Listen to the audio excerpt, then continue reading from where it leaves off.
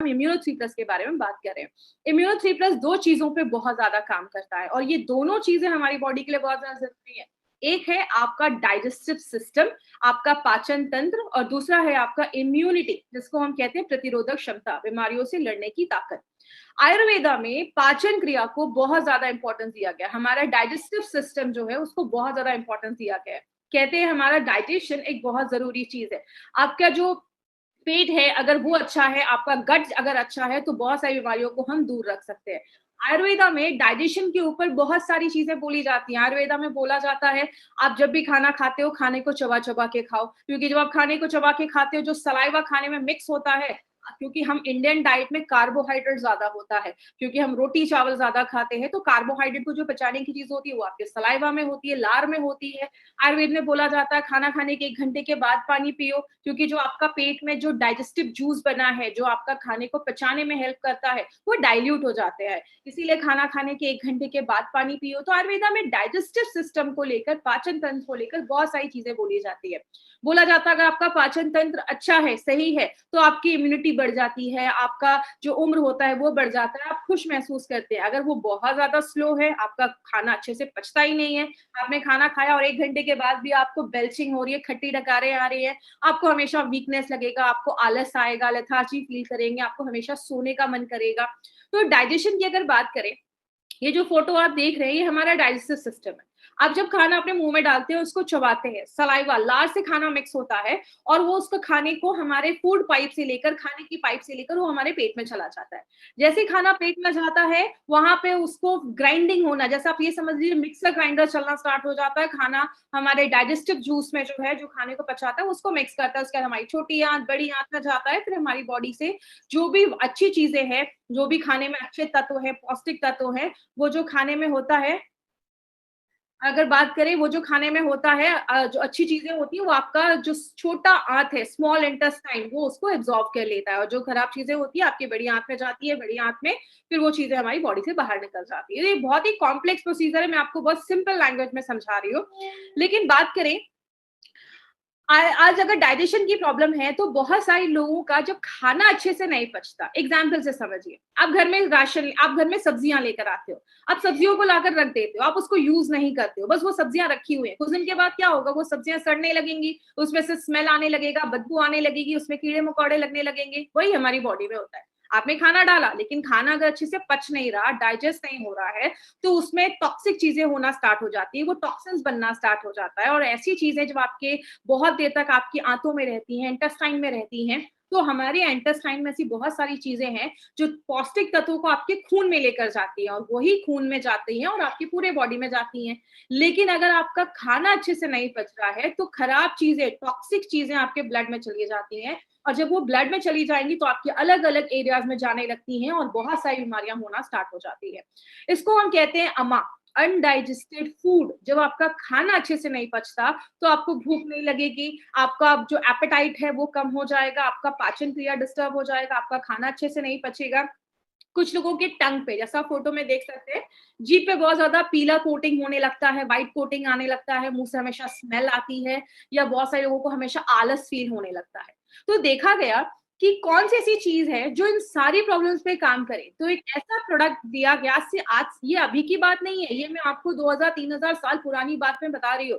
एक ऐसा प्रोडक्ट बनाया गया जिसमें देखा गया कि हमारा 3 चीजें हैं, ऐसे 3 फल हैं, लेकिन अगर आप बात करें मार्केट में से बहुत सारे फल हैं, जो कोई आपके वात को बैलेंस करता है, कोई पित्त को बैलेंस करता है, कोई कफ को बैलेंस करता है, लेकिन 3 ऐसे फ्रूट्स को देखा गया जिसको बोला गया ये आपके वात, पित्त, कफ तीनों को बैलेंस करता है, इसे इसको त्रिदोष नाशक बोला जाता है। और इन तीनों फ्रूट्स को मिलाकर एक बहुत ही यूनिक चीज बनाई गई जिसको बोला जाता है त्रिफला।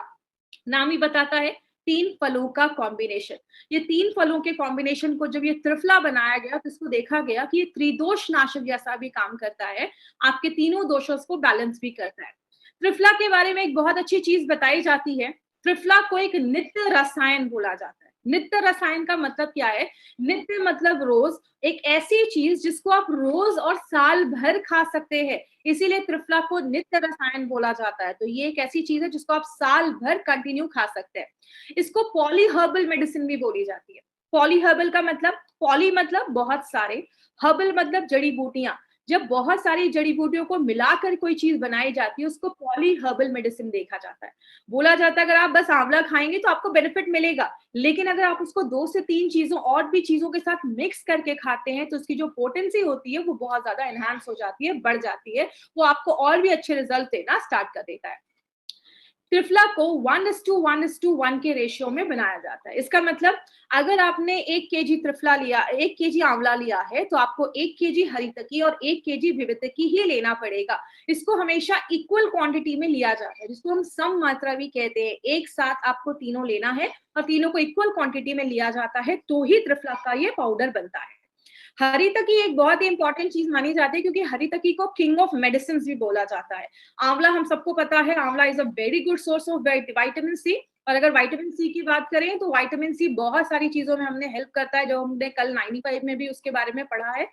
लेकिन अगर बात करें, त्रिफला तो बहुत ज्यादा इंपॉर्टेंट है, हम सबको पता चल गया।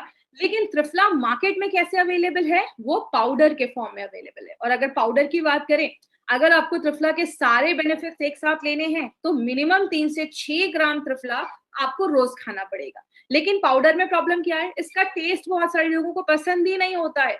और जब आप पानी के साथ लेते हैं, ये ड्राइड पाउडर फॉर्म में होता है, तो पानी के साथ जब आप लेते हैं तो आपको कफ भी आ सकता है, तो आप खांसी भी आ सकती है। और बहुत दिनों तक छोड़ दिया तो इसमें माइक्रोबियल कंटामिनेशन होने के चांसेस हो जाते हैं, मतलब कीटाणु लगने के चांसेस हो जाते हैं अगर आपने उसको ज्यादा देर तक छोड़ दिया।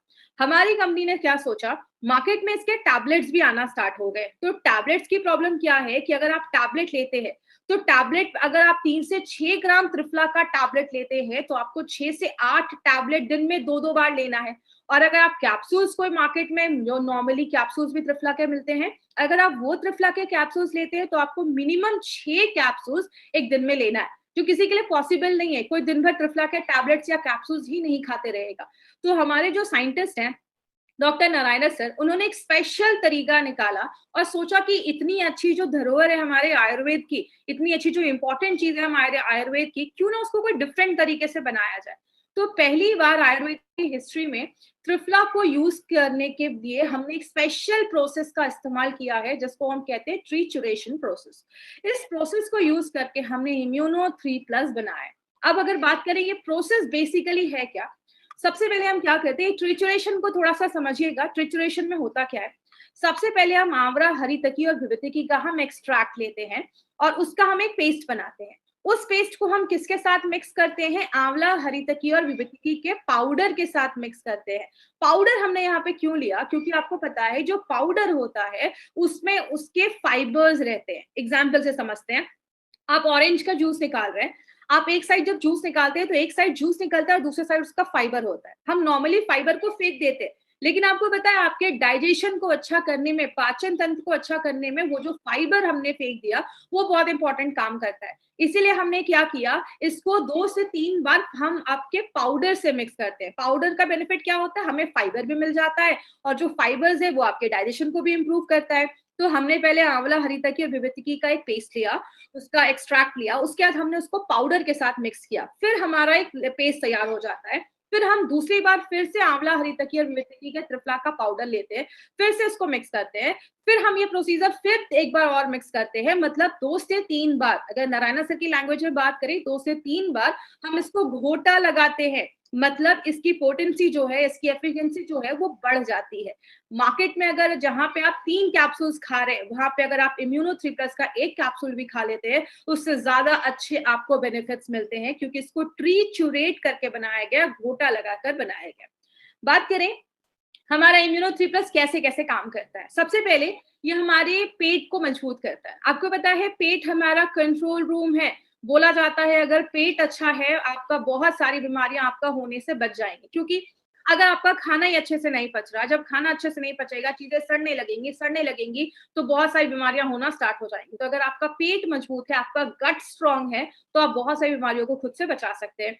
उनके लिए भी इम्यूनो 3+ बहुत अच्छा है, जिनका पेट साफ होने का प्रॉब्लम होता है, पेट साफ ही नहीं होता, तो आप उनको इम्यूनो 3+ दे सकते हैं। लेकिन यहाँ पे एक चीज याद रखिएगा, ये कोई लेग्जेटिव नहीं है। हाँ, ये एक माइल्ड लेग्जेटिव जैसा काम करता है। लेग्जेटिव का मतलब क्या होता है, ऐसी चीजें जो आपके पेट साफ करने में हेल्प करती है। जैसे आपने इसबगोल नाम सुना होगा, सीलियम हस्क जिसको हम कहते हैं, पानी में उसको करते हैं तो वो बहुत ज्यादा स्वेल कर जाता है, बड़ा हो जाता है। तो वो ऐसा काम नहीं करता, बट अगर लंबे समय तक आप लेते हैं तो आपका जो डाइजेशन प्रोसेस है उसको अच्छा कर देता है। आपके पूरे गैस्ट्रोइंटेस्टाइनल ट्रैक्ट पे काम करता है। ये गैस्ट्रोइंटेस्टाइनल ट्रैक्ट क्या है?